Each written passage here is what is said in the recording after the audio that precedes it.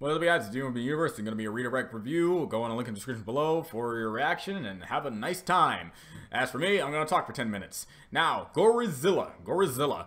This was an episode that I'm honestly surprised didn't come out sooner. When it comes to like the bodyguard and how frustrated he can get sometimes, heck, it almost happened during the baby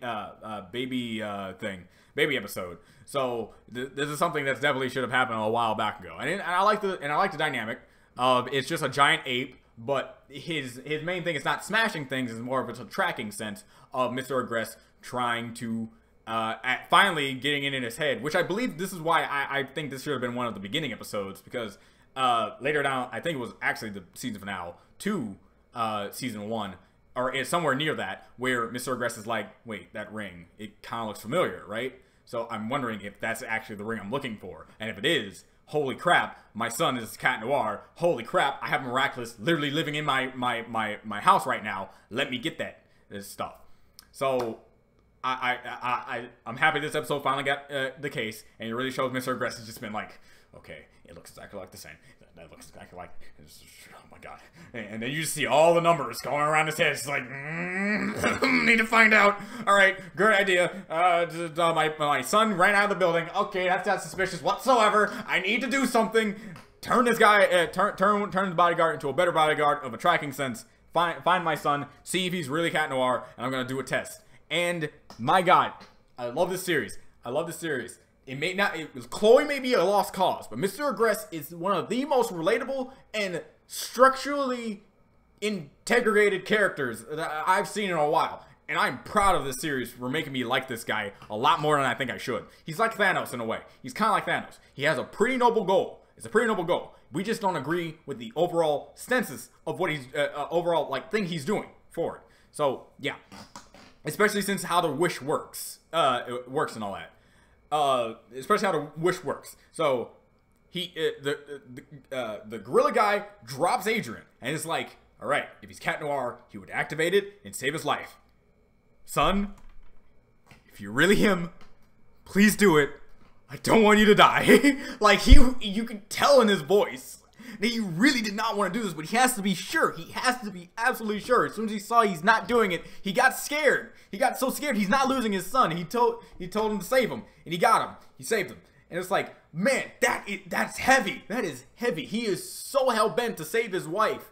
So hell-bent to bring his wife back. But he's willing to kind of test his son. But he's not willing to lose him. He's not willing to lose him. So, I'm proud of you, Mr. Aggress. You continue to show a level of complexity that I'm just proud of the series of doing with this guy. It's really good. The gorilla guy himself is not really much to really talk about. The whole entire thing is the dynamic between Ladybug, Cat Noir, Adrian, and Marinette at this point, where we're trying to get more of the story aspect, how Mr. Aggress thinks, and what he's trying to do. And they really did a good job in this episode. The only showing how Marinette is starting to get a little bit better and talking to Adrian a little bit, getting in awkward situations, and getting in more awkward situations, and is able to talk to him a little bit more, getting some sentences out, getting some sentences, and hanging out with him. And Adrian in himself, my God, Adrian.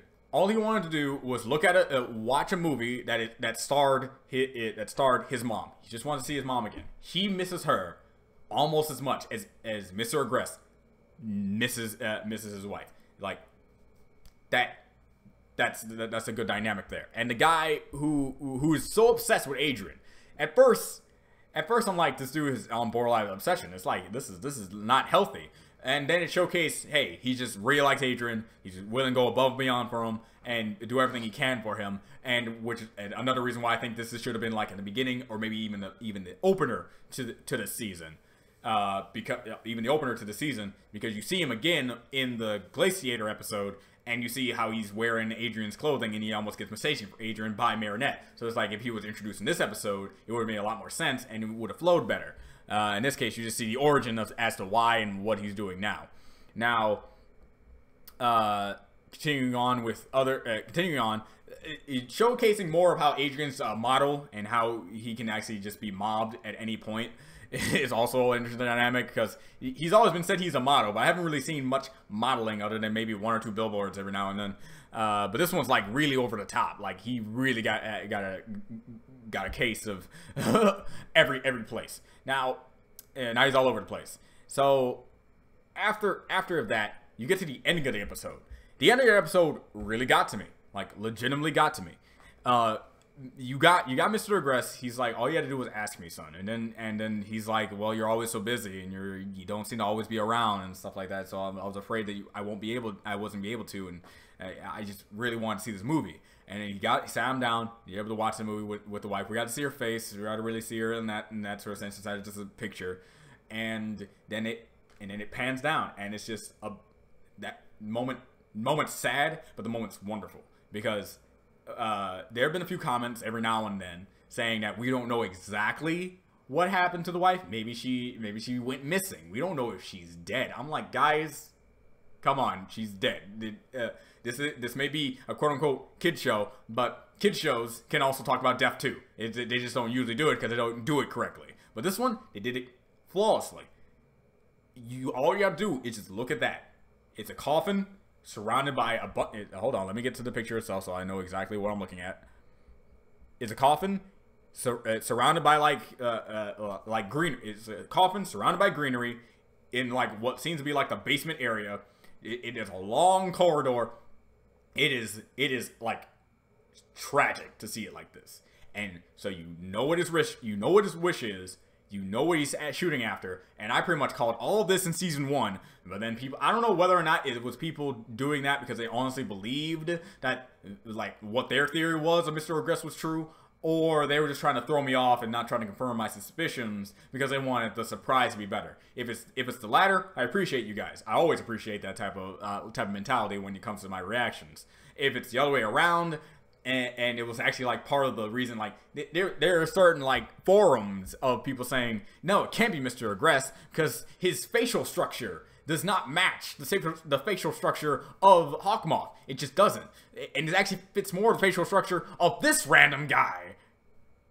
Even though in the true episode 1 that you see at the end of the season for some stupid reason, the true episode 1, you see the ring on his hand, and it's like, okay, this is what it is, huh? And then it's like, you see the exact same ring on Mr. Regress's hand. It's like, well, that's obvious. It's just Mr. Regress. And they try to do this whole fake out thing of Kumanizing Mr. Regress, and then it shows it flying out of the building, and then flying right back in. It's just like, who you're trying to fool with that? I'm sorry. I'm sorry. I was still taken aback. I'm gonna. It was obvious in that sense, and I'm happy that they're just being happy that's no longer a thing. They're not being transparent about it, and the whole thing about like twist villains that I never really liked is the fact that you don't get to be with the villain long enough until crap hits the fan. Like in Frozen with the twist villain of him. Now he's just, okay, now next time I watch the movie, I'm no longer looking at him as a noble dude. I'm looking at him as a guy who's just trying to get what he wants. And it's like, okay, but I want you to own it. I want you to be a Scar. I want you to be a Jafar. I want you to be a Ursula. I want you to be the old Disney villains who knew they were evil, and you just enjoy their time on screen. Dr. Facilier is still one of my favorite Disney villains of all time because he is not transparent. So now that we see Hawkmoth being Mr. Regress, he's no longer the series is no longer hiding the fact. So now they can highlight more of why we should see why he's doing this stuff, why we should feel for him, but also understand that he's not doing it the correct way. He needs to move on and let go. But he's too busy trying to hold on, and he's willing to do the impossible by making a wish of all things with these magical pieces of artifacts that he actually probably doesn't know everything about, and get his wife back that way.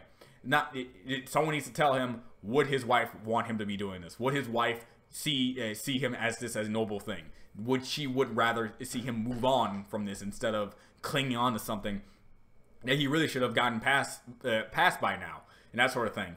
And I forget when they explain how the wish works. I forget when they do that. I don't know, maybe it was this episode or something along the lines. It was an episode where they explain how the wish works. The old timer said that the wish works this way. With every reaction, there's an equal and opposite reaction and stuff like that. You know, Newton's law and stuff. And the art of equivalent exchange, you know, Full Metal Alchemist, alchemy in general. and the Holy Corpse from JoJo's Bizarre Adventure. This is one of my favorite types of ways to do something broken, but also have a level of complexity to it.